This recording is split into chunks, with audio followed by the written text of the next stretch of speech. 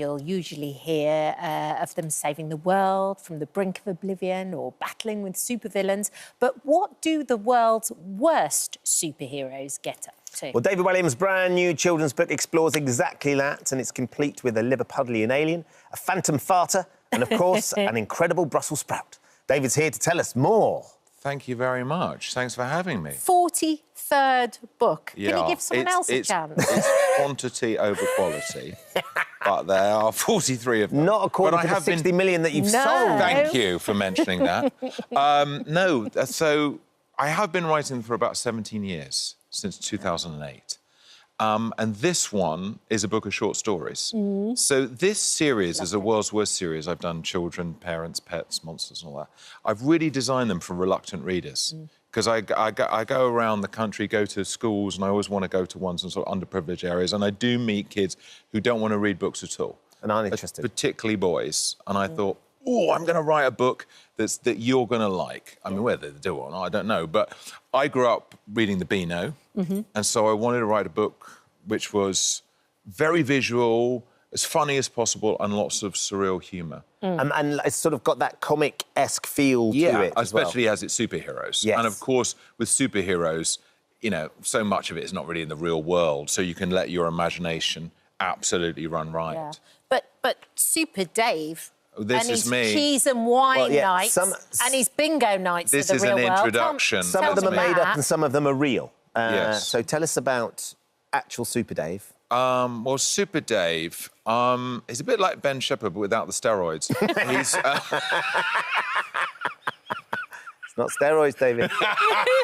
Just protein. It's cheese and wine. Protein shakes, that was it. So, yeah, I do an introduction as the character Super Dave, and I've been dressing up as Super Dave and going around doing book signings and things like that, which, obviously, you're in it for about a minute and you start overheating and you think, why have I done this? That's an actual costume that you have at home and that you sort of occasionally slip into of an evening. I have a lot of costumes at home. I basically have a wardrobe.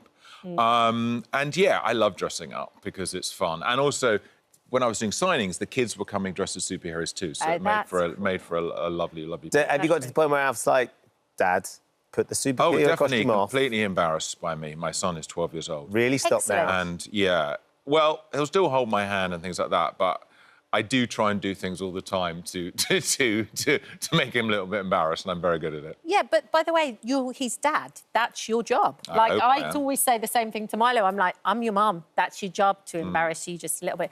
Does Alf give you ideas? He does, actually, yeah, and I kind of run things by him, whether he thinks they're funny or not. I mean, even just titles and things like that, because I go, oh, I'm thinking, right, about the world's worst toys. He goes, meh. World's worst superheroes, yeah! So that's a good idea. Yeah, and...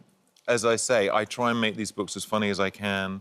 And it's very visual, the book, as well. There's a brilliant illustrator called Adam Stower. I love And we were talking earlier, I want, on every page, as you turn the page, there is always something going on. Yeah. Something different. So we can see it, and then the lovely thing is all of that. And that's the feel, like you were talking about, it being like a comic. There's loads of different words all over the page. You don't necessarily have to read it like that. You can look at the different bits and pieces. And also there's short stories, so you can pick them up and do one before bedtime and then go back to your favourite one. Yeah, that's exactly what we've been doing. Basically, it's brilliant. But there's also something in there for the adults too, like Wonder Queen, she's fighting an evil president. Yes, an evil president, a little bit based on Donald Trump, and he is basically a supervillain. Right. He becomes a sort of giant jellyfish, and he's trying to steal everything from Buckingham Palace. Oh. Because one day he believes he will own that too, which he probably does.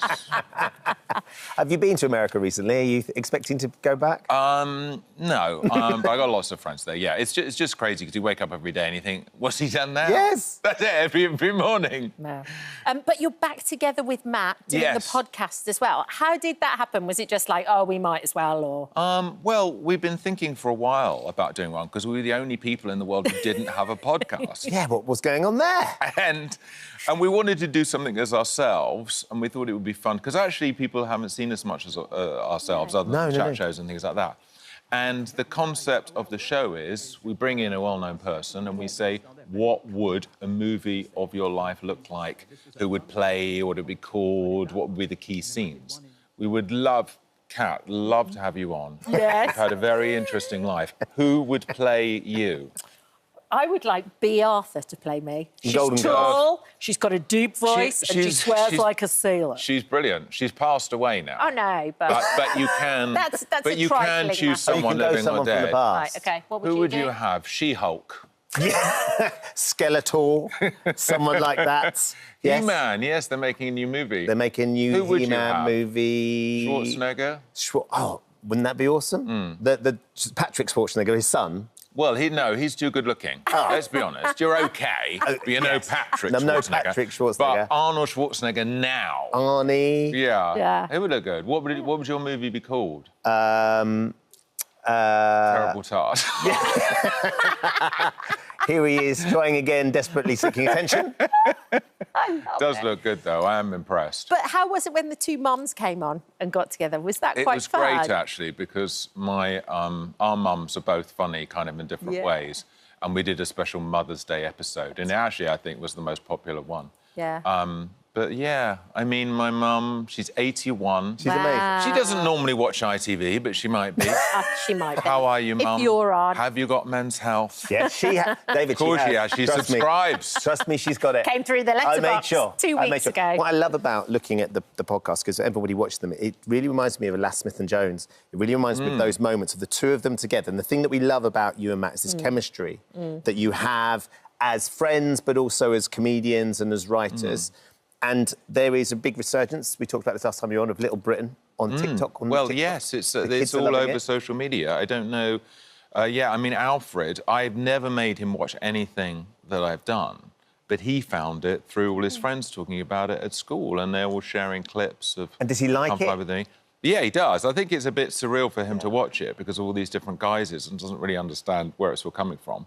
But it's lovely it's being enjoyed all over again in these sort of 2-minute clips. What about a stage show? Because all of these things are going on tour. Would you like to see it? Of course we'd love to see it. You've done it on stage in the past. Yes, we did a big tour. We did like 250 dates or something like that. Yeah. Didn't make a penny, sadly, but... That's what the books are for.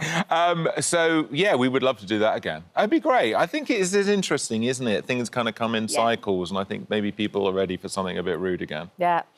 Well, listen, we love the book. I'm currently on story number 4 with James, Fantastic. and we love it. So, yeah, thank you. You can read it to Ben. It's a bit grown up for you, Ben. I'll warn you. I like the pictures. I really like the pictures. Thank you. David, nice to see you as ever. Thanks I'm for not coming going because you're making me do something with games or something. Are You're you? gonna Or play. florals or something? Are we doing florals? No, I'm not doing florals. I'm doing travel games. You modelled for us last time. I know, I loved it. I got a lot of nice comments of that. Well, let's see what we can do. You might be we'll in a floral rustle print for something the up end. for you. David's book, The World's Worst Superhero, is out this Thursday. Superheroes. The World's Worst Superheroes. Heroes. It's the reading that I struggle with. Yeah. Yes. It's out on the 22nd of May. Thank you for visiting our This Morning YouTube channel. We upload new content every day, so go ahead and hit that subscribe button so you don't miss out, and we'll see you in the morning.